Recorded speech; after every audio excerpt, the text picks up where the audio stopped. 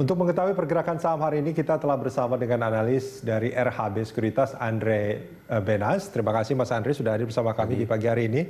Ini sebetulnya tadi kita mengharapkan untuk bisa melihat di papan bursa ya, cuman kayaknya ada sedikit kendala. Kita lihat juga tadi indeksnya itu indeks hari Jumat mungkin yang sempat muncul sebentar tapi terus kemudian tidak muncul lagi.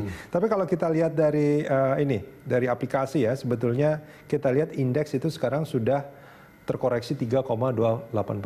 Ya. Bagaimana Anda melihat ini? Kalau saya lihat ini sebenarnya impact negatif dari kemarin malam pemerintah Amerika Serikat menurunkan 50 basis. Berarti ini implikasi memang terjadi di dunia ini, mungkin ada ekspektasi penurunan kinerja ekonomi. Akibatnya mungkin kita bisa masuk ke resesi yang menyebabkan sebenarnya Fed harus menurunkan 50 basis poin.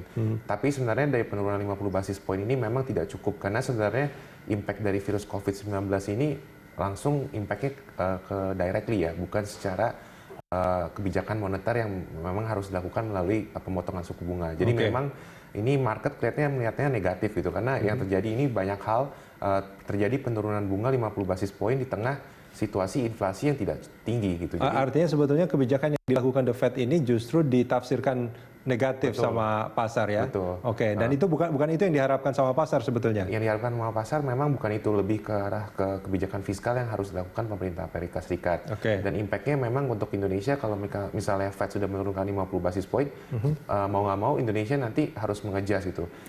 Impact-nya laba-laba dari perusahaan Indonesia seperti banking itu akan tertekan, terutama yang mengandalkan tingkat suku bunga. Makanya kalau kita lihat hari ini saham-saham LQ45 yang perbankan itu cukup turun cukup jauh. Ini kalau artinya gini, kalau misal kita melihat apa yang dilakukan sama The Fed itu tidak seperti yang diharapkan sama pasar, tapi sebetulnya Bank of England juga melakukan hal yang sama, sebetulnya dia menurunkan suku bunga acuan. Nah, itu Anda melihatnya juga pasar bukan mengharapkan itu atau bagaimana? Kelihatannya pasar bukan mengharapkan kebijakan moneter yang cukup dalam ya, karena jadi mereka harus melakukan bagaimana mencegah virusnya itu untuk menyebar ke seluruh dunia.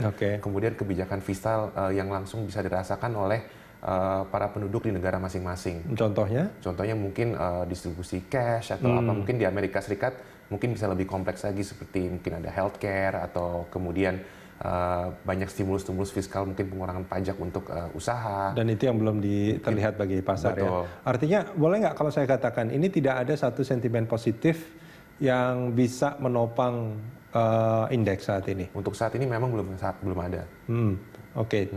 Kalau tidak ada, ini Anda boleh saya artikan Anda agak pesimis sebetulnya dengan pergerakan indeks? Betul, untuk pergerakan harga indeks mungkin saya agak pesimistis, karena memang kelihatannya dari dunia ini kan memang sudah kegiatan aktivitas ekonomi dunia sudah melakukan melemah ya, maksudnya terjadi pengurangan traveling dari Eropa ke Amerika, kemudian banyak terjadi lockdown di beberapa kota, itu berarti kan aktivitas ekonomi di banyak negara itu kan akan berkurang, sehingga ini efek multipliernya ke pertumbuhan ekonomi ya pasti akan melambat itu.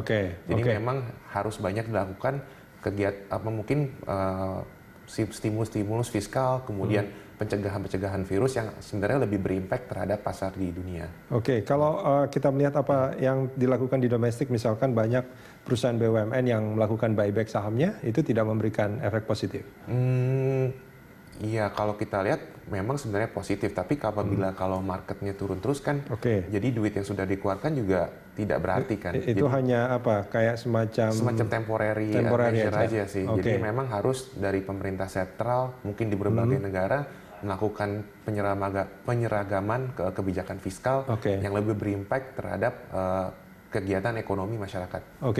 Dengan kondisi seperti ini, banyak orang mengatakan bahwa ini sebetulnya harganya sudah cukup terdiskon, baik untuk beli. Tapi di sisi lain juga ada yang bilang bahwa lebih baik pegang cash daripada kita megang saham. Bagaimana dengan Anda? Betul, kalau saat ini memang mungkin pegang cash merupakan saat yang cukup baik, karena kalau kita lihat sendiri inflasinya kan juga tidak ada ya. Makanya kalau biasanya kalau di Amerika Serikat biasanya kalau terjadi pemotongan rate itu kan biasanya US Treasury yield-nya naik. Nah ini sekarang US Treasury yield-nya turun. Nah ini sekarang tidak terjadi seperti itu.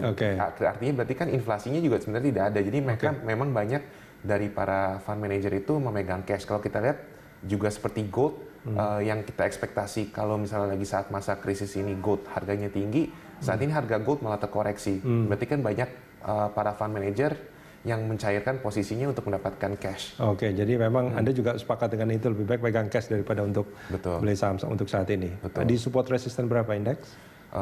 Saya tidak bisa melihat support resistance-nya karena menurut saya sudah masuki bear market ya. Jadi kalau kita lihat 4.900 ini aja juga sangat volatile market kita beberapa hari ini. Ini sekarang udah 4.730. 4.700, 4.900 cukup volatile market. Oke, Anda tidak bisa memperkirakan ininya, supportnya sampai Tidak berapa? bisa. Karena ini Anda melihat bahwa peluangnya masih bisa terus terjun bebas. Masih bisa terjun bebas karena ini masih pagi hari, market Eropa dan market US juga belum buka karena untuk merespon dari pengumuman Fed yang dilakukan hari Minggu. Oke, baik. Mas Andri, terima kasih banyak sudah hadir di IDX Opening Bell. Ya, makasih. Pemirsa, kami akan kembali dengan perkembangan terkini seputar perdagangan di pasar uang langsung dari Dealing Room Bank BNI sesaat lagi.